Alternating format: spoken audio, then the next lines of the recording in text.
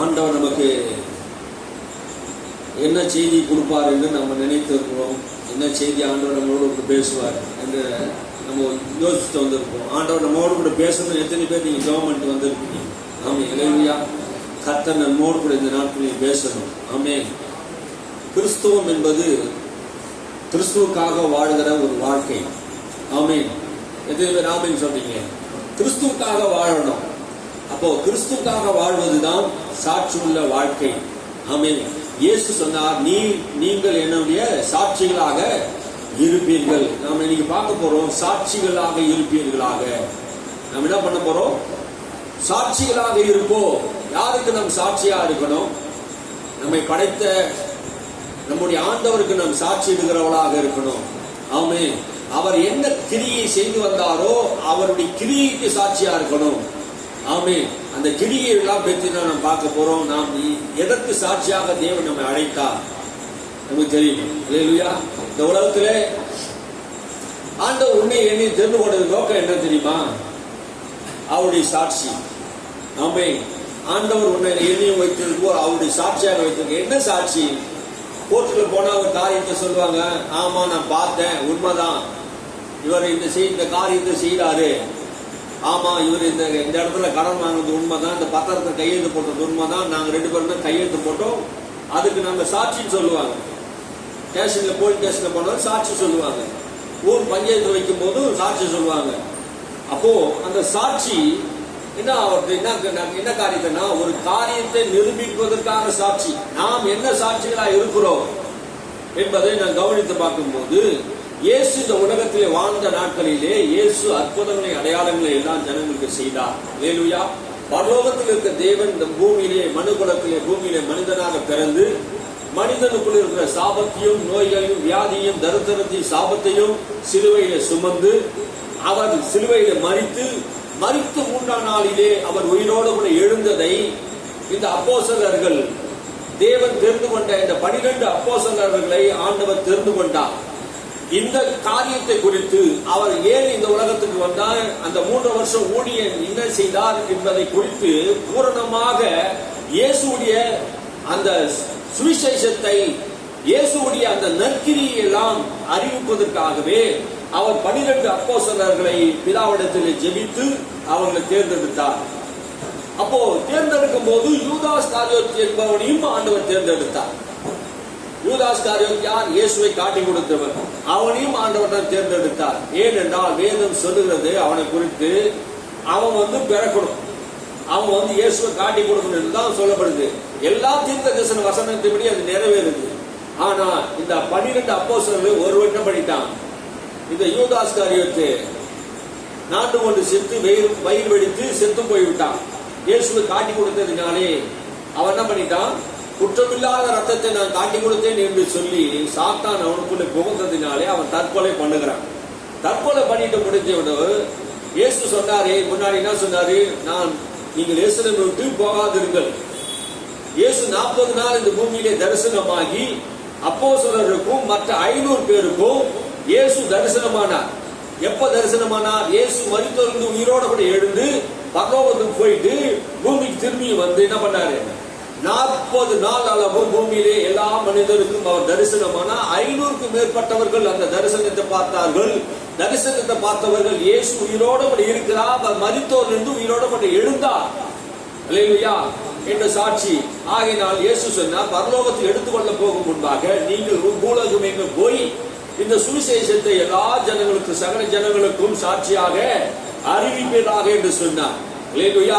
சகல ஜனங்களுக்கும் நாம் சாட்சியாக அறிவிக்கணும். அப்போஸ்தலர்கள் தேவன் எதற்காக தெரிந்து கொண்டார் அப்படின்னு நீங்க பாத்தீங்கன்னா, அவருடைய சாட்சிகளாக இருக்கிறோம். அல்லேலூயா. நீங்கள் கொலை செய்த அந்த இயேசுவை தேவன் மரித்தோரிலிருந்து எழுப்பினார், நாங்கள் அவரை பார்த்தோம், இயேசு உயிரோடு கூட இருக்கிறார், அவர் நமக்காக சிலுவை மரத்தை தொங்கினார் என்பதை அவர் எல்லோரும் அறிவித்ததை நாம் பார்க்கிறோம். பாருங்க, இயேசு என்ன சொன்னார்? நீங்க எருசலேமிலே 10 நாள் காத்திருங்கள் என்று சொன்னார். அப்படி 10 நாள் காத்திருக்கும் போது அப்போது 11 பேர் இருக்கிறாங்க, ஆனா ஒருவன் இல்லை.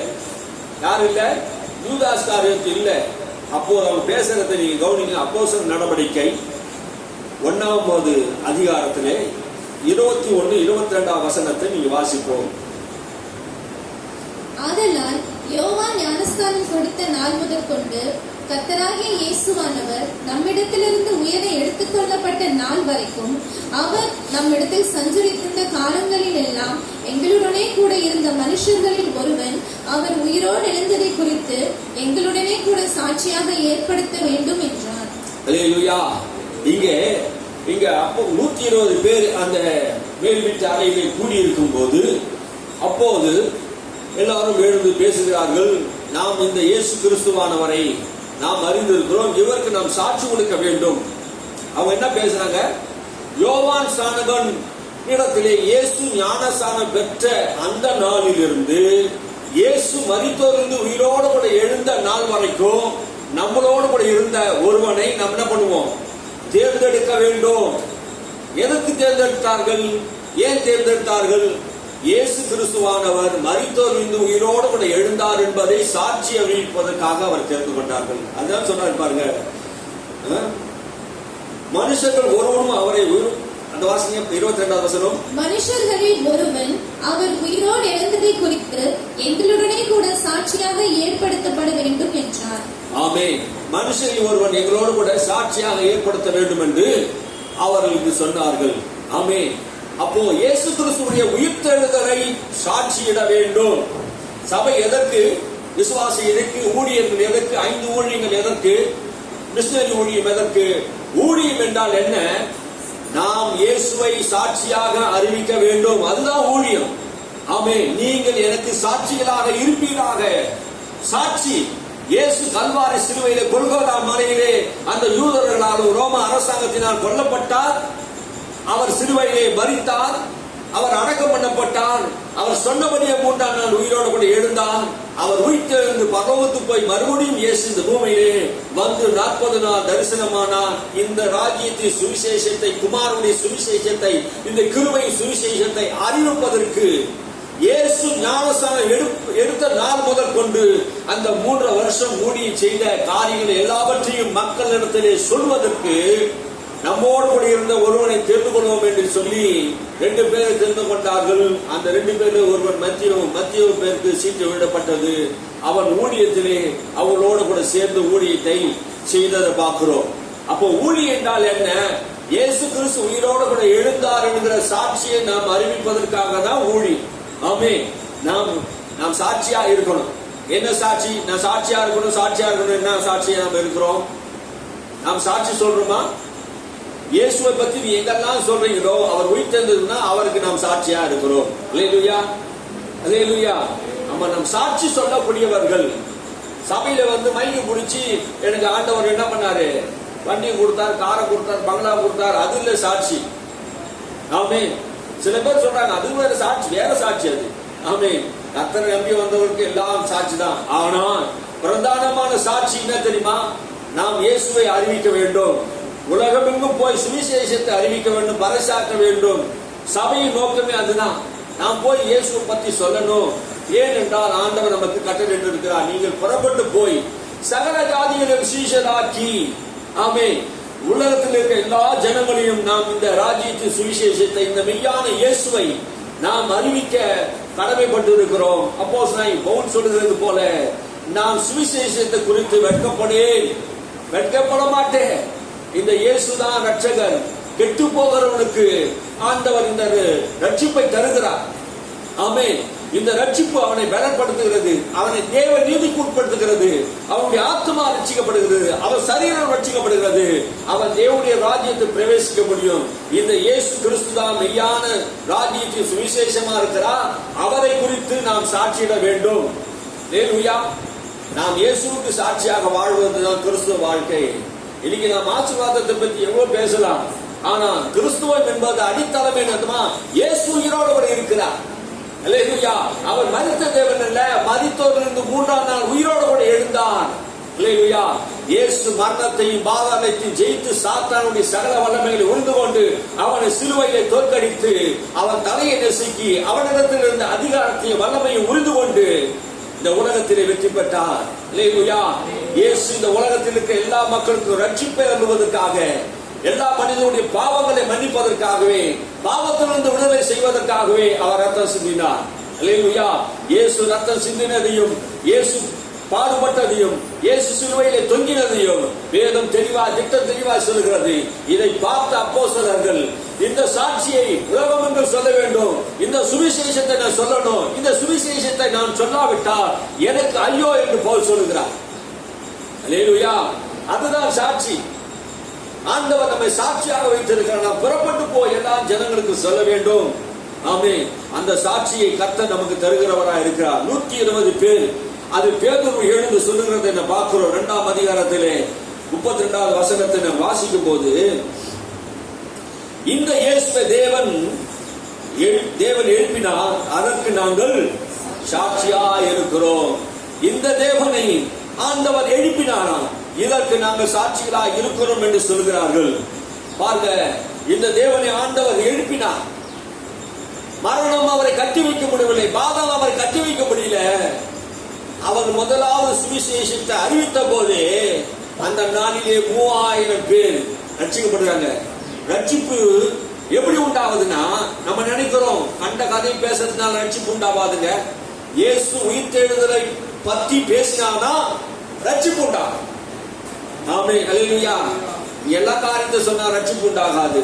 பைபிள் நிறைய விஷயம் சொல்லுது. ஆனா ஒரு மனிதன் ரட்சிக்கப்பட வேண்டும் என்றால், ரட்சிப்பை பற்றி பேசணும்னா இயேசு கிறிஸ்து குறித்து பேசணும். ஆமென். அல்லேலூயா. இயேசு உனக்காக மரித்தார், உனக்காக ரத்தம் சிந்தினார், உனக்காக ஜீவன் கொடுத்தார். இந்த இயேசு கிறிஸ்துவை ஏற்றுக்கொள்கிறவனுக்கு பிள்ளையாகவும் அதிகாரத்தை கொடுக்கிறார். ஆமென். இந்த சுவிசேஷத்தை எல்லா ஜனங்களுக்கும் அறிவிக்கணும். அப்போஸ்தலர்கள் எல்லாம் ஒரே பிரசங்கம் தான் பண்ணாங்க. எல்லா இடங்களையும் போய் என்ன பண்ணாங்க? ஒரே பிரசங்கம் தான். என்ன பிரசங்கம்? நீ பைபிள் முழுவதும், அப்போஸ்தலர் நடவடிக்கை முழுவதும் நீ கவனிச்சு பாருங்க. அவருடைய உயிர்த்தெழுதலை குறித்து என்ன பண்ணாங்க? பலமாக சாட்சி கொடுத்தார்கள். ஆமென். இந்த நாமத்தை குறித்து நீங்கள் பேசக்கூடாது என்று சொல்லி என்ன பண்ணாங்க? அவர்கள் அடக்கினார்கள். ஆனாலும் அவர்கள் தொடர்ந்து இந்த நாமத்தை குறித்து பேசிக்கொண்டே இருந்தாங்க. இயேசுவுடைய உயிர்த்தெழுதலை குறித்து பேசிக் கொண்டிருந்தாங்க. அங்க இருக்கிற எல்லாருமே என்ன நினைச்சாங்க? பிரதான ஆசாரியர்கள், ரோம ராஜ்யத்தில் இருந்தவங்க, சதுசேயர்கள், பரிசேயர்கள், ஆசாரியர்கள் எல்லாரும் என்ன பண்ணிட்டாங்க? நம்மள கொலகாரன் ஆயிட்டானுங்களா இவனுங்க சேர்ந்து. இஸ்ரவேல் முழுவதும் என்ன பண்ணிட்டாங்க? இவனுக்கு பரப்பி விட்டாங்க. ஐயா, இயேசுவை நாங்க கொலை செய்தோம், இயேசுவை நாங்க கொலை செய்தோம், அவர் 3ஆம் நாள் உயிரோடு கொண்டு எழுந்தார் என்று எல்லா இடங்களையும் சொல்லிட்டாங்க. அப்போஸ்தலர் பார்த்து, இந்த நாமத்தை குறித்து நீங்க பேசக்கூடாதுன்னு சொல்லியிருந்தோம், அதனால தான் உங்களை அடிச்சோம், அதனால தான் உங்களை காவல் சிறையில் வைத்தோம். ஆனா நீங்க என்ன பண்றீங்க? தொடர்ந்து நாமத்தை குறித்து பேசிக்கிட்டே இருக்கிறீங்களே சொல்லி அவர்களை பயமுறுத்தி அடித்தார்கள். ஆனாலும் அவங்க சும்மா விடலைங்க. இயேசு குறித்து சாட்சி சொல்லிக்கிட்டே இருந்தாங்க. அல்லேலூயா. அல்லேலூயா. அப்போஸ்தலர்கள் எல்லாரும் சுவிசேஷத்தை பிரசங்கித்தது என்ன பிரசங்கித்தார்கள்? இயேசு கிறிஸ்து உயிரோடு கூட எழுந்தார், அதை தான் பிரசங்கித்தார்கள். அந்த நாளிலே ஆவியானவர் அவர் மேல் இறங்கினார். ஆவியானவர் அந்த சுவிசேஷத்துக்கு சாட்சியா இருக்கிறார். அல்லேலூயா. தேவ ஆவியானவர் அவர் மேல் இறங்கினார். ஆவியானவர் இறங்கின உடனே இயேசு கிறிஸ்துவுடைய உயிர்த்தெழுதலை பத்தி பேச ஆரம்பிச்சாருங்க. அங்க உயிர்த்தெழுதலை பத்தி பேசின உடனே அங்க கூடின மக்கள் எல்லாம் எருசலேமிலே பஸ்கா பண்டிகை கொண்டாட வந்திருந்தாங்க பாருங்க. அப்போ எல்லா ஜனங்களுக்கும் இந்த இயேசுவை, மகிமின் கிறிஸ்துவை எல்லா ஜனங்களுக்கும் சுவிசேஷமாக பரிசுத்த ஆவியினால் பேதுரு அறிவித்த போது அதை கேட்டவர்கள் மனமடிவாகி குத்தப்பட்டவர்களாக, ஐயோ நாங்க பாவம் செய்திருக்கிறோம், நாங்க என்ன செய்யும் என்று 3000 பேரும் அந்த நாளிலே ரட்சிக்கப்படுகிறார்கள். இல்லையா? அப்போ நீங்க நினைக்கிறது என்ன? சுவிசேஷத்தை எப்படி சொல்லணும் சபை? சுவிசேஷம் என்ன? சுவிசேஷம் என்ன? செத்தா பரலோகத்துக்கு போவீங்க, ஆண்டவர் நித்திய ஜீவன் வச்சுக்கிறார், அதுதான் சுவிசேஷம். அது கிஃப்ட். ஆமென். அல்லேலூயா. கிஃப்ட். சுவிசேஷம் என்னது? அது உனக்கு செய்கிற நன்மை. நீ பூமியிலே கர்த்தருக்காக செய்த காரியத்துக்கு பதிலாக உனக்கு ஆண்டவர் என்ன பண்றாரு? இயேசுவை ஏற்றுக்கொண்டதுனாலே உனக்கு சிறப்பு பரிசு, வெகுமதி ஆண்டவர் தரார். சுவிசேஷம் என்றால் இயேசு கிறிஸ்துவுடைய மரித்தோரிலிருந்து உயிர்த்தெழுதலை பிரசங்கிக்கணும். ஆமென். அல்லேலூயா. இயேசு ஏன் மரித்தார்? எதற்காக மரித்தார்? ஏன் அவர் சிலுவையில் தொங்கினார்? ஏன் அவர் கடவுள் தானே? ஏன் அவர் சிலுவையில் தொங்கணும்? ஏன் அவரை சிலுவையில் மரத்தில் மரிக்கணும்? அவர் நமக்காக மரிக்க வந்தார். நான் என் நாடுகளுக்காக ஜீவன் கொடுக்க வந்தேன் இயேசு சொன்னார். அவர் சிலுவை பற்றி அவர் இருக்கும்போது 3 தடவை பிரசங்கம் பண்ணினார். நான் எருசலேமிலே இந்த விதமாக பாடுகள் பட்டு உபத்திரப்பட்டு மரிக்கணும், சாகணும். நான் செத்தால் இந்த உலகத்துக்கு ரட்சிப்பு இல்லை. என்ன தேவன் அனுப்பின நோக்கம் கிருபாதார பலியாக, நானே கிருபாதார பலியாக மாறணும். ஆமென். இயேசு இந்த உலகத்திலே கிருபாதார பலியாக மாறினால் தான் உலகமே ரட்சிக்கப்படும். ஏண்டா எந்த ரத்தமும் மனிதனை ரட்சிப்புண்டாக்காது. இயேசு கிறிஸ்துவுடைய பரிசுத்த ரத்தம் இந்த பூமியிலே சிந்தப்படணும். ஆமென். அவருடைய பரிசுத்த ரத்தம் இந்த பூமியிலே சிந்தப்படணும். மனிதன் செய்த அந்த பாவத்திற்கு பதிலாக பரிசுத்தராய் இருக்கிற நம்முடைய ஆண்டவர் இந்த பூமியிலே ரத்தம் சிந்த வேண்டும். அன்னைக்கு ஏதேன் தோட்டத்திலே அன்னைக்கு ஆதாம் ஏவாளும் வேர்வை தண்ணி சிந்தினார்கள். இயேசு கெத்செமனே தோட்டத்திலே வேர்வை துளியாக அவர் சிந்தினார். அல்லேலூயா. நம்முடைய சாபத்துக்கு பதிலாக அவர் நமக்காக சாபமாக்கப்பட்டார். அவர் அங்கே குறுக்கும் முள்ளும் முளைத்தது. சிலுவையிலே இயேசு கிறிஸ்து நமக்காக தலையிலே அவர் முள்முடியை சுமந்தார். அல்லேலூயா. சாபத்தை போக்குவதற்காக, பாவத்தை போக்குவதற்காகவே. எந்த ரத்தமும் மனிதனுடைய பாவத்தை கழுவி சுத்திகரிக்காது. இயேசு கிறிஸ்து ரத்தம் சகல பாவங்களை கழுவி நம்மை சுத்திகரிக்கிற ரத்தமா இருக்கிறபடினாலே இந்த ரத்தத்துக்கு நாம் சாட்சியா இருக்கணும். அல்லேலூயா, அல்லேலூயா. நாம் தேவனுக்கு சாட்சி உள்ளவராக வாழ வேண்டும். அப்போஸ்தலர்கள் எல்லாரும் ஒரே பிரசங்கத்தையே பண்ணி கொண்டிருந்தார்கள். அது இயேசு கிறிஸ்துவுடைய உயிர்த்தெழுந்த வல்லமையை பிரசங்கித்தார்கள். இந்த பிரசங்கம் அவருடைய வாழ்க்கையை மாற்றினது, உலகத்தை மாற்றினது. இது பைத்தியமாய் தோன்றியும் சிலுவை மரத்தில் தொங்கப்பட்ட இந்த இயேசுவை ரட்சகர் என்று ஆண்டவர் என்று சொல்றாயே பவுலே, உனக்கு வெட்கமா இல்லையான்னு கேட்ட போது கூட நான் வெட்கப்பட மாட்டேன். பைத்தியமா தோன்றுகிற இந்த சிலுவை மரம் தான் ரட்சிப்புண்டாகிறது. இயேசு மேசியாகவா வருவார். பிதாவாகிய தேவன் அவரை குமாரனாக இந்த உலகத்தில் தந்தருள்வார். அல்லேலூயா. நமக்கு ஒரு பாலகன் பிறப்பா, நமக்கு ஒரு குமாரன் கொடுக்கப்படுவார். கர்த்தத்துவம் தோளி மேல் இருக்கும். சமாதான பிரபு, நித்திய பிதா என்று அவர் அழைக்கப்படுவார். அவர் மரியாதையுடைய வயிற்றிலே பிறந்தார். ஏற்ற காலத்திலே சிறு இனத்திலே பிறந்தவர். அவர் பரிசுத்தத்தினால் பிறந்தவர். இந்த பூமியில பரிசுத்தமாய் வாழ்ந்தவர். இந்த பூமியில பரிசுத்த வாழ்க்கை வாழ்ந்தவர். மற்றவர்களுக்கு எடுத்துக்காட்டாக இருந்தவர். இரக்கத்தையும் அன்பையும் கிருபையும் போதித்தவர். அல்லேலூயா. மக்கள் படுகிற வேதனையிலிருந்து, சாபத்திலிருந்து, நோயிலிருந்து மக்கள் மத்தியிலே போய் புறப்பட்டு போய் அவர் இரக்கத்தையும் அன்பும் காண்பித்தார். நான் சாந்தமும் மனத்தாழ்மை உள்ள தேவன் என்று சொன்னார். என்னிடத்தில் ஒரு குற்றம் இல்லை என்று சொன்னார். அல்லேலூயா. இந்த உலகத்தின் அதிபதி என்னிடத்தில் வருகிறான். என்னிடத்தில் அவனுடைய காரியம் ஒன்றுமில்லை என்று சொன்னார். தேவன் இந்த உலகத்தில் பிறந்தாலும் அவர் குற்றமில்லாதவராய் இருந்தார். அவர் நியாயம் விசாரித்த பிலாத்து கூட இயேசுவை எந்த குற்றமும் செய்ய முடியல. குற்றமில்லாத ரத்தத்தை நான் காட்டி கொடுத்தேன் என்று காட்டி கொடுத்த யூதாஸ் காரியத்தை சொன்னான். இந்த ரத்தத்துக்கு நான் விலகி இருக்கிறேன் என்று பிலாத்து தன் கைகளை கழுவி கொண்டான். உண்மையில் ஆசாரியர் கேட்கிறான், உண்மையில் இவ்வளவு குற்றச்சாட்டுகள் சாட்டுகிறார்களே, நீ ஒரு மருத்துவம் சொல்லுகிறது இல்லையா? எவ்வளவு குற்றச்சாட்டு சொல்றாங்களே. இயேசுவே, நீ எல்லா ஜனங்களுக்கு நன்மை செய்த நான் ஊருக்கே தெரியும், உலகத்துக்கே தெரியும். ஆனா இவ்வளவு குற்றச்சாட்டுகளை உண்மையில வைக்கிறாங்களே, நீ எதுவும் மருத்துவ கொடுக்கலையா? வேதம் சொல்லுகிறது, அவர் மைக்கத்திற்கு முன்பாக சத்தமிடாத ஆட்டை போல் இருந்தார். என் தாசனை போல் ஊமை என் யார்? என் தாசனை போல செவிடன் யார்? தன்னை நியாயமாய் விசாரித்தவருக்கு தங்களை ஒப்பு கொடுத்தார். அல்லேலூயா. நியாயமா விசாரித்தவருக்கு தன்னை ஒப்பு கொடுத்தார். நான் சிலுவையை சுமக்காவிட்டால் அந்த உலகம் ரட்சிப்படையாது. என்னை பிதா அனுப்பின நோக்கம், அந்த நோக்கத்தை நிறைவேற்றணும். என் பிதாவின் சித்தத்தை நான் செய்ய வந்தேன். இந்த காரியத்தை சொல்லிக்கிட்டே இருக்கும் போது, நான் சிலுவையில மறிக்க போறேன் என்று சொன்ன போது, இது உனக்கு நடக்கக்கூடாது, இது உனக்கு நடக்கக்கூடாது என்று பேதுரு சொல்றான். இயேசுவுக்கு இறக்கம் காட்டுகிறது போரி, நீ நல்லவர், நீ வல்லவர், நீ அற்புதங்களை செய்தவர், மரித்தோரை உயிரோடு கூட எழுப்பினவர், இந்த மாதிரி உனக்கு நடக்கக்கூடாது, இந்த மாதிரி உனக்கு நடக்கக்கூடாது என்று பேதுரு சொன்னான். இயேசு சொன்னான், நீ தேவனுக்கு ஏற்றவைகளை சிந்திக்காமல் மனிதனுக்கு ஏற்றவைகளை சிந்திக்கிற. ஆகினாலே அப்பால போ சாத்தானே, அப்பால போ சாத்தானே சொன்னார். தேவனுக்கு ஏற்றவைகளை அவர் சிந்தித்தார். சிலுவையை சுமப்பது அவருடைய வேலையா இருந்தது. ஆமென், அல்லேலூயா. எதற்காக வந்தாரோ அந்த வேலையை முடித்துவிட்டு சிலுவையிலே சொன்னார், முடிந்தது என்று சொன்னார். அல்லேலூயா. எதற்காக இந்த பூமியில வந்தாரோ முடிந்தது. சிலுவையை மனிதனுக்கு ரட்சிப்பாக முடிந்தது. மனிதனுடைய எல்லா பாவத்தையும் சிலுவையிலே அவர் சுமந்து தீர்த்தார். என்னை விசுவாசிக்கிறவனுக்கு இது முதல் கொண்டு தேவ நீதி உண்டாகும். அல்லேலூயா. இயேசு கிறிஸ்துவே தேவ நீதியா இருக்கிறார். ஆகினாலே இந்த இயேசுவை நாம் உலகத்துக்கு அறிவிக்க வேண்டும் என்பது நமக்கு தேவன் கொடுத்த சாட்சியா இருக்கிறார். அல்லேலூயா. நாம் தான் தேவனுக்கு சாட்சிகளாக இருக்கிறோம் என்று வேதம் சொல்லுகிறது. நாம் தேவனுடைய சாட்சிகளாக இருக்கிறோம். அவர் தேவனுடைய வலது கரத்திலே உயர்த்தப்பட்டு பிதா ஆகின வாக்குத்தத்தத்தின்படி பரிசுத்த ஆவியை பெற்று இப்போது நாங்கள் காண்கிறதும் கேட்கிறதுமாக பொழுந்தருளினார். அல்லேலூயா. 33வது வசனத்தில் சொன்னார், அவர் பிதாவின் வலது கரத்திலே உயர்த்தப்பட்டார். அப்படின்னா என்ன அர்த்தம்? அவர் சிலுவை மரத்திலே தன்னை தாழ்த்தினாலே தன்னை தாழ்த்துகிறவன் உயர்த்தப்படுவான் என்று வேத வசனம் சொல்கிறது. இயேசு பரலோகத்தை விட்டு, பரலோகத்தின் மகிமையை விட்டு அவர் ஒரு சாதாரண மனிதனாக, பாவ மனிதனை போல இந்த பூமியிலே அவர் பூமியிலே பிறந்தார். தன் தேவஸ்தானத்தை இழந்தார், மகிமையை இழந்தார், எல்லாவற்றையும் இழந்தவராக இந்த பூமியிலே மனிதனை போல சாதாரணமாக இந்த உலகத்தில் வந்தார். கடவுள் மனிதனாக வந்தார். அதுதான் சுவிசேஷம். அல்லேலூயா. கடவுள் மனிதனாக பிறக்க வேண்டும், அவன் பாடுபட்டு அனுபவிக்க வேண்டும் என்று ஒரு கவிஞன் பாடினான். கடவுள் மனிதனாக வந்தார், அவர் நமக்காக பாடுபட்டார். நம்முடைய பாவங்களுக்காக, நம்முடைய அக்கிரமங்களுக்காக, நம்முடைய சாபங்களுக்காக அவர் பாடுபட்டார்.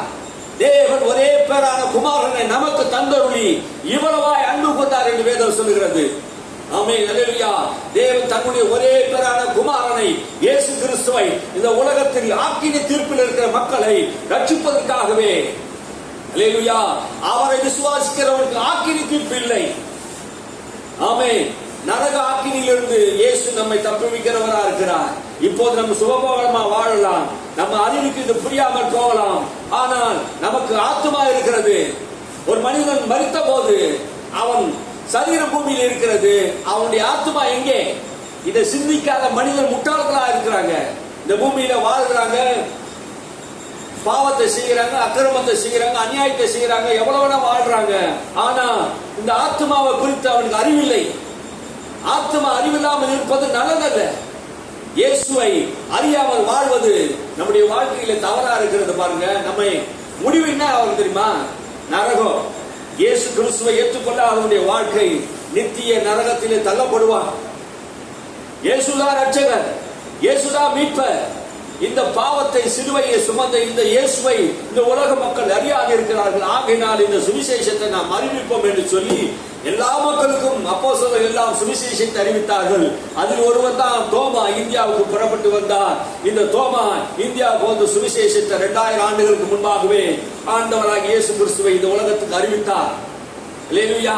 இந்த தோமா சென்ட் தாமஸ் மவுண்ட் சொல்றாங்களே, அது யார் பேர் வச்சது? சென்ட் தாமஸ் மவுண்ட். இயேசுடைய சீசன், இயேசுவோடு கூட இருந்தவன், அவன் தான் சாட்சி. அவனுடைய சாட்சியாக தான் இந்த சென்ட் தாமஸ் மவுண்ட் வச்சாங்க. அவர் பேர் தான் தோமா.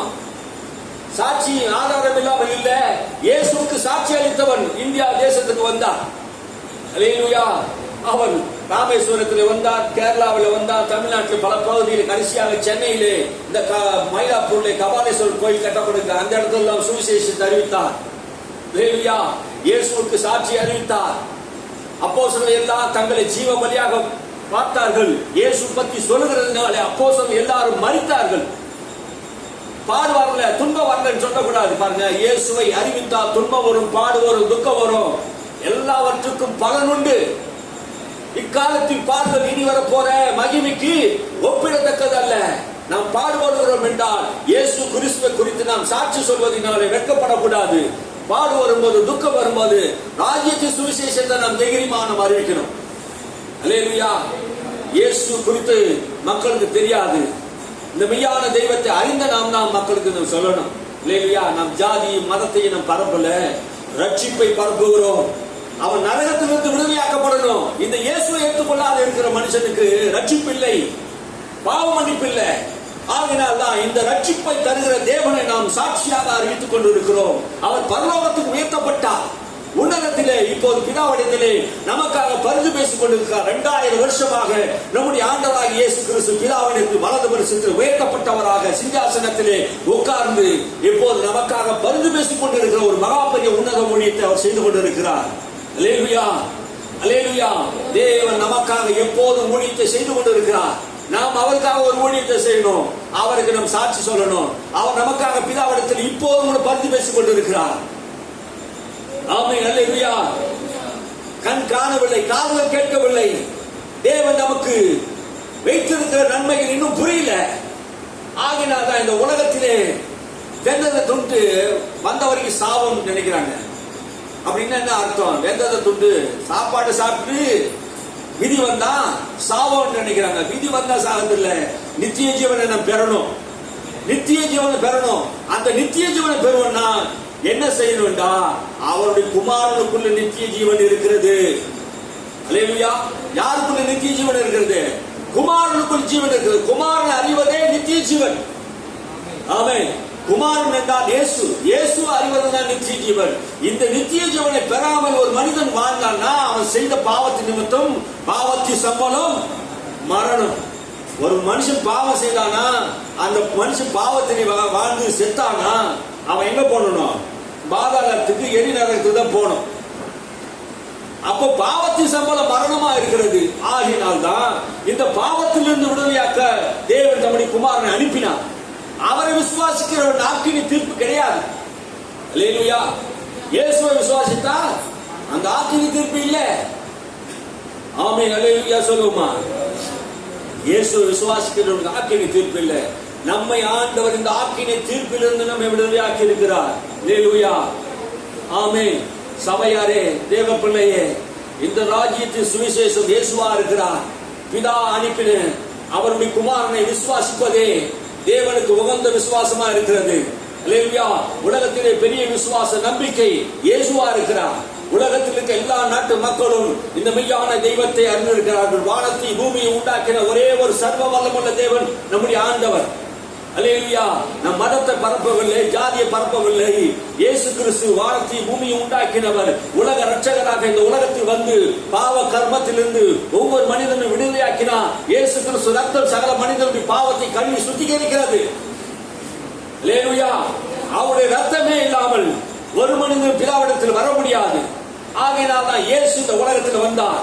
போக்கு சொல்ல இடம் இல்லை, எனக்கு ரட்சிப்பு இல்லை, எனக்கு யாரும் சொல்லலை என்று யாரும் சொல்ல முடியாது. சூரியன், சந்திரன், நட்சத்திரங்களை பாருங்கள், வானங்களை பாருங்கள், தேவனுடைய மகிமை வெளிப்படுத்துகிறது. கடவுள் இல்லை என்று சொல்லுகிற முட்டாள். சூரியனும் சந்திரனும் நட்சத்திரங்களை பூமியை உண்டாக்கினவரை துதியுங்கள். அவர் கிருபை என்றும் உள்ளது. எல்லாம் இந்த ராஜ்யத்தின் சுவிசேஷத்தை அறிவிப்பதற்காக சூரியன், சந்திரன் எல்லாம் நாம் பார்க்கும் போதே இது ஒரு மனிதனால் உண்டானதல்ல, இது தேவ செயல் என்பதை அறிந்து கொள்ள முடியும். அல்லேலூயா. எவ்வளவு பெரிய சூரியனை உண்டாக்கி இருக்கிறார். மனிதன் சூரியனை உண்டாக்க முடியுமா? சந்திரனை உண்டாக்க முடியுமா? நட்சத்திரங்களை உண்டாக்க முடியுமா? அறிவில்லாத மனிதர்கள் சூரியனையும் சந்திரனையும் நட்சத்திரங்களையும் வணங்கி கொண்டிருக்கிறார்கள். சூரியனையும் சந்திரனையும் நட்சத்திரங்களையும் பூமியை உண்டாக்கினவரை துதியுங்கள். அவர் கிருபை என்றும் உள்ளது. அவரை நாம் தெரிந்து கொண்டிருக்கிறோம். நாம் தேவன் சர்வ வல்லமுள்ள தேவன். உலகங்களை உண்டாக்கினார். வார்த்தையினால் உண்டாக்கின தேவன். அவர் வார்த்தையா இருந்தவர் இந்த பூமிக்கு வந்தார். அவரை இந்த பூமியில் இருக்கிற மனுஷன் ஏற்றுக்கொள்ளவில்லை. நமக்கு சொந்தமானதிலே வந்தார். ஆனால் சொந்தமான மனிதர்கள், தேவ சாயலில் படைக்கப்பட்ட மனிதர்கள் அவர் ஏற்றுக்கொள்ளவில்லை. யூதருக்கு மத்தியிலே இயேசு பேசினார். நான் தேவகுமாரன் என்று சொன்னார். நான் தேவனிடத்திலிருந்து வந்தேன் என்று சொன்னார். அப்போது அவர் சொல்லும் போது, நீ கடவுளுடைய மகனா? அவர்கள் என்ன பண்ணாங்க? மறுதளித்தார்கள். அப்போது இயேசு யூதர்களை பார்த்து சொன்னார், சத்தியத்தை அறிவி, சத்தியம் உன்னை விடுதலையாக்கும் என்று நான் உங்களுக்கு சொல்லுகிறேன் என்று சொன்னார். சத்தியம் என்று என்னதென்று அவருக்கு தெரியல. சத்தியம் என்பது இயேசு கிறிஸ்து. இந்த சத்தியத்தை அறிந்தால்தான், என்ன அறிந்தால்தான் உங்களுக்கு விடுதலை என்று சொன்னார். இல்லை என்றால் நீங்கள் உங்கள் பாவத்திலே சாவீர்கள் என்று சொன்னார். அல்லேலூயா. நாம் எந்த மனிதனை சபிக்கிறது இல்லை. ஒரு மனிதன் பாவம் செய்தால் அந்த பாவத்தின் சம்பளம். ஒரு மனிதன் வேலை செய்தால் அவனுக்கு சாயந்தரம் கூலி கொடுக்கப்படும். ஒரு மனிதன் பாவம் செய்தால் அவனுடைய பாவத்தின் சம்பளம் அவனுக்கு மரணம் உண்டாக்குறது. அந்த மரணத்துக்கு பின்னாடி உன் வாழ்க்கை என்ன? ஓ மனிதனை, நீ சிந்திக்கிறாயா? மனசுல சிந்தனை இருக்குதா? சிந்திக்கிறாயா? கடவுள் யார் என்பதை மனிதன் அறிய வேண்டும். எப்போது யாரார் வாழ்க்கை எப்போதும் அப்போது மெய்ப்போது காண்பது அறியும் சொன்னாங்க. யார் கடவுள் என்பதை அறியணும். இனத்தை கடந்தவர், ஜாதி கடந்தவர், மனத்தை கடந்தவர், இனத்தை கடந்தவர், அந்தஸ்தை கடந்தவர், வானங்களை கடந்தவர், எல்லாவற்றையும் கடந்தவர் உன் உள்ளத்தில் வரும்போது அவர் கடவுளாக மாறுகிறார். அல்லேலூயா. அவர் மரணத்தை கடந்தவர். அல்லேலூயா. அவர் பாதாளத்தை ஜெயித்தவர். மரணத்தின் அதிபதியாக சாத்தானை அவர் நெசிக்கிறார். மரணமே உன் கூறு எங்கே? பாதாளமே உன் ஜெயம் எங்கே? மரணத்தையும் பாதாளத்தையும் ஜெயித்து உயிரோடு கூட எழுந்தவர் இயேசு. அல்லேலூயா.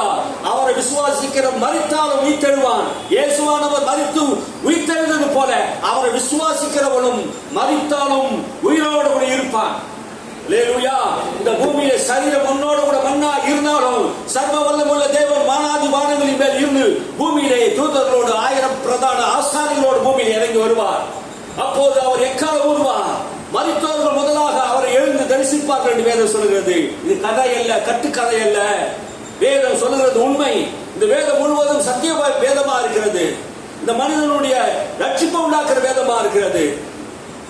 இந்த பைபிள் என்ன சொல்லுது? கடவுள் யார், மனிதன் யார், கடவுளுக்கும் மனிதனுக்கு இல்ல உறவு என்ன என்பதை இந்த வேதம் திட்டம் தெளிவமாக பேசிக் கொண்டிருக்கிறது. அல்லேலூயா.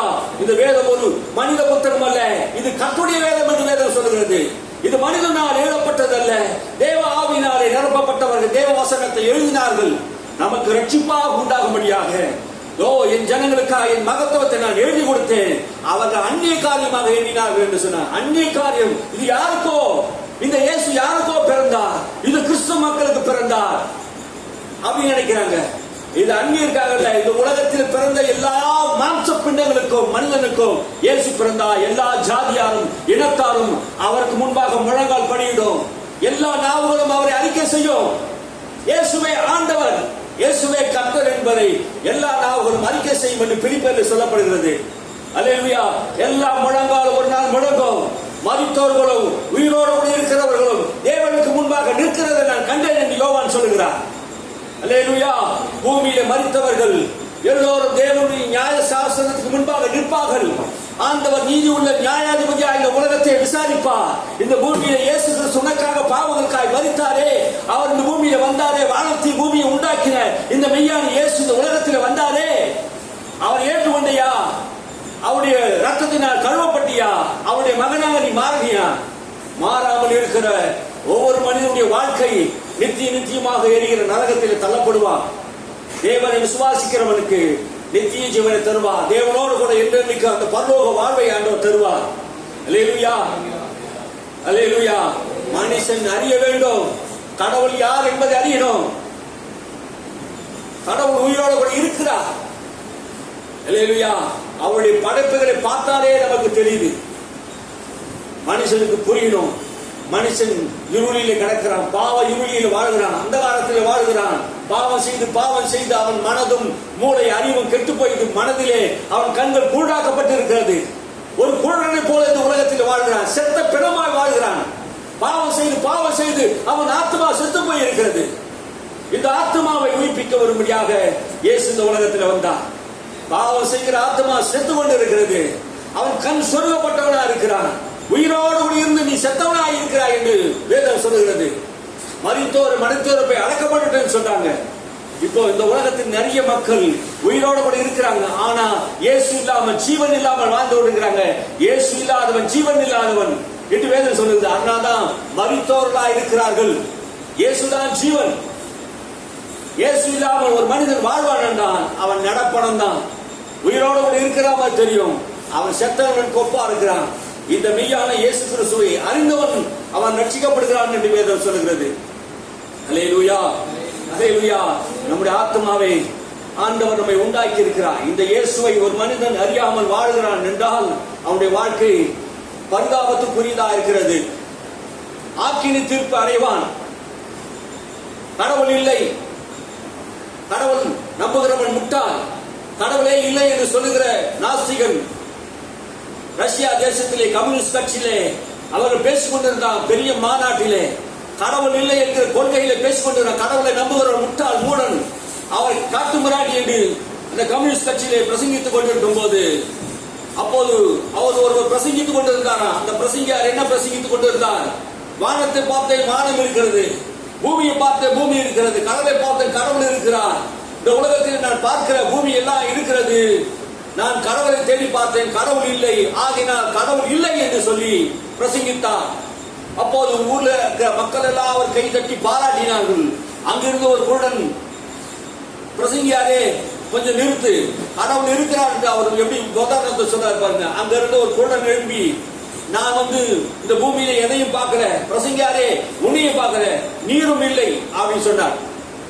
அதனால என்ன சொல்றாரு? நாம் பார்க்காதது இந்த உலகத்தில் நிறைய உண்டு. உலகத்தை பார்க்காதது நிறைய உண்டுங்க. நான் மூளையை பார்த்துருக்கிறோமா? ஒருத்தர் கேட்டாரு, உனக்கு மூலத்துக்காரன் கேட்டாரு, சொன்னாரு? கடவுளை நான் பார்க்கல, அதனால உனக்கு அப்போ அவர் பதில் சொன்னாரு. உனக்கு மூளை இருக்கான்னு கேட்டாரு. இருக்குன்னாரு. நீ எப்ப மூளையை பார்த்துன்னு கேட்டாரு. நம்ம இருக்கிறது நம்மளால பார்க்க முடியும், நம்ம மூளையை நம்மளால பார்க்க முடியுமா? பார்க்க முடியாது. இந்த உலகத்தில் எத்தனையோ கதிர் வீச்சுகள் இந்த காற்றாலை மூலமாக, இந்த செல்போன் மூலமாக, ரேடியோ அலைவேஷன் மூலமாக இந்த உலகத்தில் கம்ப்யூட்டர்கள் பரவி கொண்டு இருக்கிறது. கதிரேக்கங்கள் பரவி கொண்டு கண்ணுக்கு தெரியுதா? கடவுள் இருக்கிறார், அவர் ஆவியா இருக்கிறார். அவர் ஆவியோட அன்போடு தொழுது கொண்டாதான் அவர் கண்டுபிடிக்க முடியும். கடவுள் இருக்கிறார்.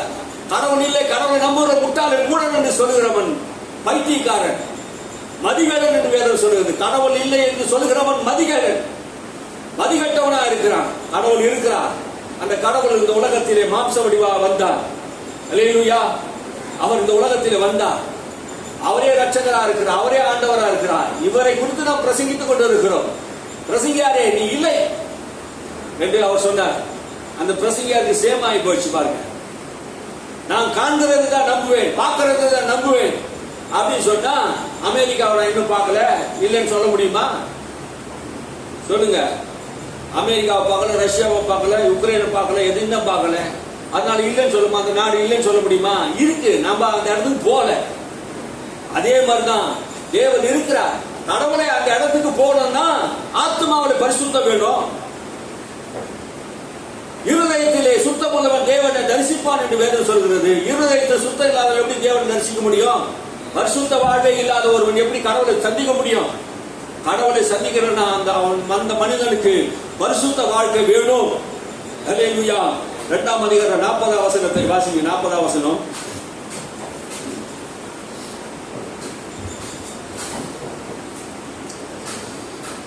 இன்னும் அநேக வார்த்தைகளாலும் சாட்சி கூறி மாறுபாடுள்ள இந்த சந்ததியை விட்டு விலகி உங்களை ரட்சித்துக் கொள்ளுங்கள் என்று புத்தி சொன்னார்.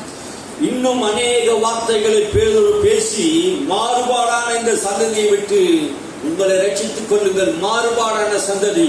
இந்த உலகத்திலே வாழ்கிற அநேக சந்ததிகள் மாறுபாடான சந்ததிகள், தங்கள் பாவத்தை விட்டு ஒழிக்காத சந்ததிகள், கடவுளை விட்டுவிட்டு படைக்கப்பட்ட படைப்புகளை வணங்குகிற மாறுபாடான சந்ததிகள், கடவுளை விட்டுவிட்டு மாறுபாடான சந்ததிகள், பாம்பையும் பல்லியும் ஆட்டையும் மாட்டையும் இப்படி வணங்குற சந்ததி மாறுபாடான சந்ததி. இந்த ஜனங்களை விட்டு விலகி என்ன பண்ணணுமா? உங்களை ரட்சித்துக் கொள்ளுங்கள். அவர் என்ன சொல்றாரு? 36ஆம் வசனத்தை நீங்க வாசித்து பாருங்க.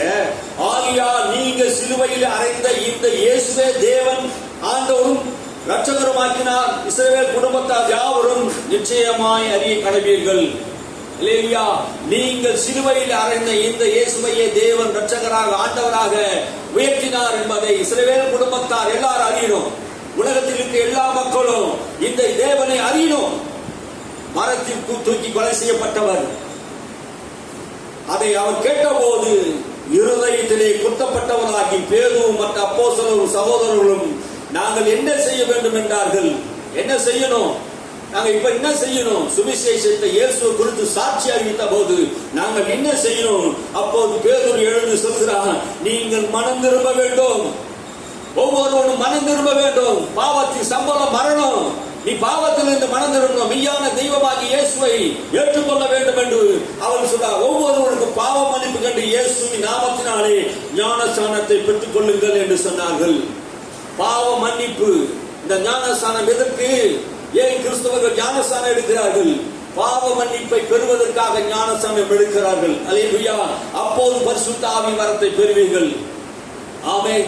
ஆண்டவர் பரிசுத்த ஆவியானவர் தருகிறார். இந்த பாவ மன்னிப்பை பெற்ற ஒவ்வொருவருக்கும் ஆண்டவர் இந்த உலகத்திலே அவனை முத்திரை போடுகிறார். பரிசுத்த ஆவி மூலமாக அவனுக்கு வளங்களை கொடுக்கிறார். அல்லேலூயா. பாவ மன்னிப்பை பெற வேண்டும், ஞானஸ்நானத்தை பெற வேண்டும்.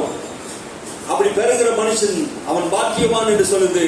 வாக்குத்தத்தமானது உங்களுக்கும் உங்கள் பிள்ளைகளுக்கும் நம்முடைய கர்த்தராகிய இயேசு கிறிஸ்துவை வரவழைத்து தூரத்தில் உள்ள யாவருக்கும் உண்டாயிருக்கிறது என்று சொல்லி இன்னும் அநேக காரியங்களை சாட்சியாக கூறினார்கள். அல்லேலூயா. இயேசு கிறிஸ்து தான் கடவுள் என்பதை, பாவ மன்னிப்பை கொடுக்கிறார் என்பதை அவருக்கு சாட்சியாக அறிவித்து இன்னும் அநேக காரியங்களை அவருக்கு உபதேசம் பண்ணினார்கள். அநேக காரியங்கள் உபதேசம் பண்ணினார்கள். பாருங்க 42ஆம் வசனம். அப்போது அவர்கள் அப்போஸ்தலருடைய உபதேசத்திலும் அந்நியுனியத்திலும் அப்பம் விற்கிறதிலும் ஜெபம் பண்ணுகிறதிலும் உறுதியாய் தரித்திருந்தார்கள். இந்த இயேசு சுவிசேஷத்தை அறிவித்த போது விசுவாசிகள் எல்லோரும், ஊழியர்கள் எல்லோரும் ஒருமனப்பட்டார்கள். அப்போஸ்தலருடைய உபதேசத்தை, அப்போஸ்தலர் சொன்னார் என்ன உபதேசம்? இயேசு கிறிஸ்து உயிரோடு கூட எழுந்தார் என்கிற அந்த உபதேசத்தை அவர்கள் விசுவாசித்து அந்யோன்யமாக அப்பங்களை பிட்டு ஜெபம் பண்ணி உறுதியாய் தரித்திருந்தார்கள். அல்லேலூயா. உறுதியான மனம் ஜெபம் பண்ணினார்கள். அல்லேலூயா. நம் ஆண்டவருக்கு ஜெபம் பண்ணணும். அப்போது என்ன நடந்தது? எல்லோருக்கும் பயம் உண்டாயிற்று. அங்க இருந்த எல்லா ஜனங்களுக்கும் பயம் உண்டாட்டு அப்போஸ்தலரின் கரங்களிலே தேவன் அற்புதங்களின் அடையாளங்கள் செய்யப்பட்டது. ஆமென். தேவன் தம்முடைய மகிமையுள்ள சுவிசேஷத்துக்கு சாட்சியாக அவர்கள் கரங்களிலே அற்புதங்களையும் அடையாளங்களையும் செய்தார். அநேக அற்புதங்களை இயேசுவின் நாமத்தினால் அவர்கள் செய்தார்கள். அநேக மக்களுடைய வியாதிகளை சுஸ்தமாக்கினார்கள். பாருங்கள், விசுவாசிகள் எல்லோரும் ஒருமித்து சகலத்தையும் பொதுவாக அனுபவித்தார்கள். அங்கே ஒரு மனத்தை பார்க்கிறோம். இந்த சுவிசேஷம் எங்கு அறிவிக்கப்படுகிறதோ பிரிந்து கிடக்கிற குடும்பங்கள், பிரிந்து கிடக்கிற சமுதாயங்கள், பிரிந்து கிடக்கிற இடங்களிலே சமாதானம் ஒரு மனமும் வருகிறது. எந்த குடும்பத்திலே சமாதானம் இல்லையோ அந்த குடும்பத்திலே சுவிசேஷத்தை அறிவித்து பாருங்க, சமாதானம் உண்டாகும். உலகத்திலே பாவம் செய்து அக்கிரமம் செய்து வாழ்ந்து கொண்டிருக்கிற எல்லா தேசங்களிலும், உகாண்டா தேசத்திலும், அமெரிக்கா தேசத்திலும், பட்ட எல்லா தேசங்களையும் நீங்க கவனித்து பாருங்க. எந்த பட்டணத்திலே சுவிசேஷம் போனதோ, எந்த பட்டணத்தில் இயேசு அறிவிக்கப்பட்டாரோ அந்த பட்டணத்தின் மக்கள் எல்லாம் பாவங்கள் உணர்ந்து மன்னிக்கப்பட்டவர்களாக, இயேசு ஏற்றுக்கொண்டவர்களாக மனம் மாறி இன்னைக்கு நல்லா வாழ்றாங்க. காரணம் என்ன? சுவிசேஷம் அவர்களுக்கு அறிவிக்கப்பட்டது. அவர்கள் எல்லாரும் ஒருமித்தார்கள். இந்த ஒரு மனத்தை பரிசுத்த ஆவியானவர் தருகிறார். சபைக்குள்ளே இந்த ஒரு மனம் வேணும், குடும்பத்திலே ஒரு மனம் வேணும். அல்லேலூயா. தேவன் ஒரு பெரிய எழுப்புதலை தேவன் வைத்திருக்கிறார். இப்போது ஆண்டவர் எல்லா திருசபையும் ஆயத்தப்படுத்திக் கொண்டிருக்கிறார். அல்லேலூயா. பிரிந்து கிடக்கிறவர், இந்த ராஜ்யத்தின் சுவிசேஷத்தின் நிமித்தம் பிரிந்து கிடக்கிற எல்லாருமே ஆவியானவர் ஒருமனப்படுத்துகிற நாள் வந்து விட்டது. அல்லேலூயா. எல்லாரும் ஒருமனப்பட போகிறாங்க. ஒரு மனதோடு ஒருமித்து சகலத்தையும் பொதுவாக வைத்து அனுபவித்தார்கள். நாம் ஒரே தேவனுக்கு ஊழியத்தை செய்கிறோம் எண்ணத்தோடு இனி வர நாட்களில் ஊழியத்தை செய்ய போறாங்க. ஆவியானவர் ஊற்றப்பட போகிறார். அப்போதுதான் எல்லாருக்கும் ஒரு மனம் வரும். அப்போதுதான் ஜெபம் பண்ணுவார்கள். அப்போதுதான் உபவாசம் பண்ணுவார்கள். அல்லேலூயா. அந்நியோன்யத்திலும் ஜெபம் பண்ணுகிறதிலும் உறுதியாய் தரித்திருந்தார்கள். ஒரு நாள் விட்டு ஒரு நாள் அல்ல, உறுதியாய் விசுவாசிகள் எல்லாம் உறுதியாய் தரித்திருந்தாங்க. ஜெபம் பண்ணி பயத்தை இருந்து விடுதலையாக்கப்பட்டு தேவ தரிசனத்தை பெற்றவர்களாக, தேவ திட்டத்தை பெற்றவர்களாக, தேவ சித்தத்தை பெற்றவர்களாக சுவிசேஷத்தை அறிவித்தார்கள். அல்லேலூயா. அவர் ஒருமனப்பட்டவர்களாக தேவாலயத்திலே அனுதினமும் தரித்து வீடுகள் தோறும் அப்பம் விட்டு மகிழ்ச்சியோடு கவலையில்லாத இருதயத்தோடு போஜனம் பண்ணி பாருங்க என்ன நடக்குது. அவருக்குள் எல்லோருக்குள்ள ஒருமனப்பட்டார்கள். எல்லாரும் தேவாலயத்தில் அனுதினமும் தரித்திருந்தார்கள். அப்படின்னா என்ன அர்த்தம்? ஜெபம் பண்ணார்கள். ஒருமனப்பட்டு நம் ஆலயத்துக்கு போவோம் வாருங்கள் என்று சொன்னது போல அவர் எல்லாரும் அனுதினமும் தேவாலயத்தில் வந்து ஆராதித்தார்கள். தேவனை தொழுது கொண்டார்கள். அனுதினமும் ஜெபம் பண்ணினார்கள். வீடுகள் தோறும் அப்பம் விட்டு மகிழ்ச்சியோடு கவலையில்லாத இருதயத்தோடு இருந்தார்கள். ஒவ்வொரு நாளும் வீடுகளிலே ஜெபம் பண்ணினார்கள், மகிழ்ச்சியோடு இருந்தார்கள். ஆவியானவர் வரும்போது கபடம் இருக்காது, கபடம் உள்ள இருதயம் இருக்காது. இன்னைக்கு கபடம் உள்ள இருதயம் அநேக மக்களுக்கு இருக்குது. திருக்குள்ள இருதயம், கபடம் உள்ள இருதயம், இருதயத்தை தான் கசப்பு, இருதயத்தை விபச்சாரம், என்ன இருதயத்தை தான் பொய், இருதயத்தை தான் மாய்மாலம். எதுக்கு நம்ம கெடுக்க போதுனா இருதயம். இந்த கபடம் உள்ள இருதயத்தை தேவன் மாற்றுகிறார். அதற்கு தான் இந்த சுவிசேஷம். அல்லேலூயா. பொய்யனையும் பொய்காரனையும் பழி வாங்குறவனையும் இந்த சுவிசேஷம் மனந்திருப்பது, கொலைகாரனும் விபச்சாரக்காரனையும் கொள்ளைக்காரனையும் இந்த உலகம் ரட்சிப்பில் கொண்டு வருகிறது சுவிசேஷம். அல்லேலூயா. இன்னைக்கு எல்லாரும் மனமாற்றம் அடைகிறார்கள். காரணம் என்ன? இந்த சுவிசேஷத்தை அறிவிக்கிறதுனால அவங்க மனமாற்றம் அடைகிறார்கள். ஒரு காலத்திலே பாவிகளாக, கொள்ளைக்காரனாக, கஞ்சா வித்தவனாக, குடிகாரனாக, விபச்சார கள்ளனாகவும் இந்த உலகத்தில் வாழ்ந்தவர்கள் தான் இயேசுவை ஏற்றுக்கொண்டு மனமாற்றம் அடைந்து இந்த மெய்யான தெய்வத்துக்கு தங்கள் வாழ்க்கையை ஒப்பு கொடுத்தார்கள். எது? இயேசு கிறிஸ்துவின் சுவிசேஷம். அல்லேலூயா. இந்த எல்லா ஜனங்களுக்கும் இந்த சுவிசேஷம் போகணும் என்பதற்காக தான் அவர் எல்லாரும் கபடம் இல்லாத இருதயத்தோடு, அல்லேலூயா, கபடம் இருக்க கூடாதுங்க. கபடம் இல்லாத இருதயம் நமக்கு தேவை. தேவனை துதித்து ஜனங்கள் எல்லாரிடத்திலும் தயவு பெற்றிருந்தார்கள். அவர் என்ன பண்ணாங்க? தேவனை துதித்தார்கள். எல்லாரிடத்திலும் தயவு பெற்றிருந்தார்கள். ரட்சிக்கப்படுகிறவர்களை கர்த்தர் அனுதினமும் சபையிலே சேர்த்து கொண்டு வந்தார். அல்லேலூயா. ரட்சிக்கப்படுகிறவர்களை இந்த சுவிசேஷத்தை அறிவித்து, பரிசுத்த ஆவியினால் அறிவித்து, எல்லா மக்களுக்கும் கவலையில்லாத இதயத்தோடு சுவிசேஷத்தை அறிவித்ததினாலே அனுதினமும் ரட்சிக்கப்பட்டவர்களை கர்த்தர் சபையிலே சேர்த்து கொண்டிருக்கிறார். அல்லேலூயா. வசனம் விருத்தி அடைந்தது, ஜனங்களுக்கு ரட்சிப்பாக மாறினது. ஆமென். அல்லேலூயா. இந்த சுவிசேஷத்தை நாம் அறிவித்துக் கொண்டே இருப்போம். நாம் இயேசுவுக்கு சாட்சியாக இருப்போம். உலகம் முழுவதும் எங்கும் புறப்பட்டு போய் இயேசுவுக்கு நாம் சாட்சி சொல்லுவோம். பூமியிலே நாம் அவருடைய நாமம் மகிமைப்படுவதற்காகவே, உலகம் ரட்சிப்படைவதற்காகவே, இந்த உலகத்தில் இருக்கும் பாவ மனிதனுடைய வாழ்க்கை மாற்றுவதற்காகவே இயேசு கல்வாரி சிலுவையில மரித்தார். இதை கேட்டுக்கொண்டிருக்கிற ஒவ்வொரு மனிதனும் இயேசுவே என் வாழ்க்கையில வாங்க, இயேசுவே என்னை ரட்சிங்க என்று கேட்கிற போது இந்த சேனலை பார்க்கிற எல்லாருக்கும் நான் சொல்றேன், இயேசு மெய்யான தெய்வம். அல்லேலூயா. இந்த தெய்வத்தை நீ ஏற்றுக்கொள்ளாமல் இருக்கும் போது உன் வாழ்க்கையில ஆண்டவன் உனக்கு நித்திய நரகத்தை கொடுப்பார் என்பதை நீ அறிந்து மனம் திரும்பும்படியாக, உலகத்தில் இருக்க எல்லா ஜனங்களும் மனம் திரும்பும்படியாக இந்த சுவிசேஷம் உங்களுக்கு அறிவிக்கப்படுகிறது. மனம் திரும்புகள், பாவம் மன்னிப்புகின்று ஞானஸ்நானத்தை பெற்றுக் கொள்ளுங்கள், அப்போது உங்களை ரட்சித்துக் கொள்வீர்கள் என்று வேதம் சொல்லுகிறது. இயேசு அல்லாமல் உங்கள் வாழ்க்கையில ரட்சிப்பில்லை. பிரஜாபதி அவர்தான், கர்ம பாவத்தை போக்குறவர் அவர்தான். அவர்தான் உலகத்தில் வந்த மெய்யான தெய்வம். தேவன் உலகத்தில் அன்பு கூர்ந்தார், தம்முடைய குமாரனை இந்த உலகத்தில் கொடுத்து அன்பு கூர்ந்தார். ஆகையினால் அவருடைய அன்பை அசைத்த பண்ணாதீர்கள். இயேசு கிறிஸ்து மரித்தது அன்பினாலே மரித்தார். இயேசு கிறிஸ்து சிலுவையிலே பாவத்தை சுமந்தது அன்பினாலே சுமந்தார். இயேசு கிறிஸ்து நமக்காக மரித்தது அன்பினாலே மரித்தார். ஆகையினாலே தேவன் அன்பாக இருக்கிறார்.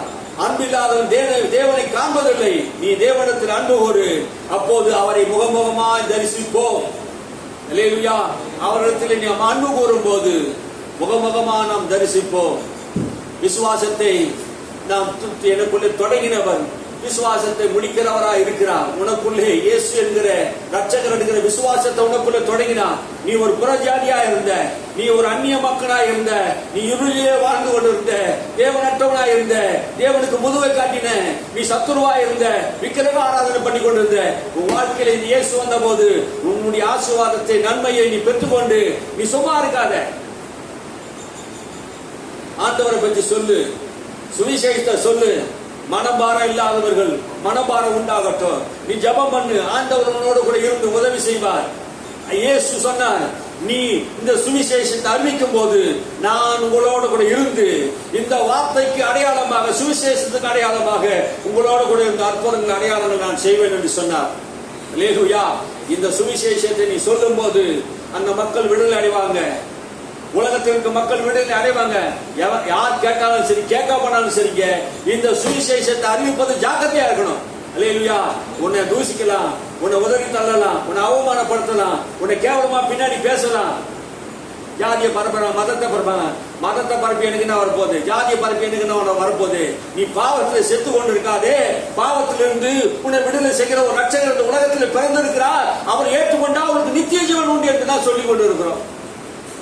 அல்லேலூயா. நீங்க ரட்சிக்கப்படணும், மனம் திரும்பணும், உங்க பாவ வாழ்க்கை மாற்றப்படணும். இன்றைய ரட்சணியினால், இன்றைய ஆண்டவரே என் வாழ்க்கையில வாரும். நீங்க ரட்சிக்கப்படாத இருப்பீங்கன்னா இந்த சத்தத்தை கேட்கிற உங்களுடைய வாழ்க்கையில ஆண்டவர் சொல்றாரு, நீ ரட்சிக்கப்படு. ஆண்டவரே என் உள்ளத்துல வாங்க. ரட்சிப்பு பெரிய விஷயம் கிடையாது. என்னவென்றால் கர்த்தராகிய இயேசு கிறிஸ்துவை அவர் ஆண்டவர் என்று ரட்சகர் என்று உங்க வாயை திறந்து சொன்னா நீ ரட்சிக்கப்படுவ. அவர் மரித்தோர்ந்து உயிரோடு கூட எழுப்பப்பட்டார் என்று நீ சொன்னா நீ ரட்சிக்கப்படுவ. அல்லேலூயா. உங்களை ரட்சித்துக் கொள்ளுங்கள், உங்களை விடுதலையாக்கிக் கொள்ளுங்கள். உங்க கையில தான் இருக்குது, உங்க கையில தான் இருக்குது. யாரோ வந்து என்ன ரட்சிப்பாங்க, யாரோ மீட்பாங்கல்ல, உங்க மனதில் இருக்கிறது, உங்க வாயில இருக்கிறது. அல்லேலூயா. இருதயத்திலே சுத்தம் உள்ளவன் தேவனை தரிசிப்பான். இந்த சுத்தத்தை பண்ணுகிற இருதயத்தை சுத்தம் பண்ணுகிறவர், நம்முடைய இருதயத்தை சுத்தம் பண்ணுகிறவர். அவர் ரத்தத்தினால் கழுவி நம்ம சுத்திகரிக்க போறார். அல்லேலூயா. எத்தனை பேர் ஒப்பு கொடுக்குறீங்க? ஆண்டவராக இயேசு கிறிஸ்துவை என் முழு மனதோடு, முழு ஆத்மாவோடும், முழு பலத்தோடு நான் அவரை விசுவாசிக்கிறேன் என்று ஆண்டவருக்கு ஒப்பு கொடுங்க. முழங்கால் படியிட்டு ஆண்டவரை நோக்கி கூப்பிடுங்க. அவரை நோக்கி கூப்பிடுறதுக்கு யாவருக்கும் அவர் சமீபமா இருக்கிறார். அல்லேலூயா.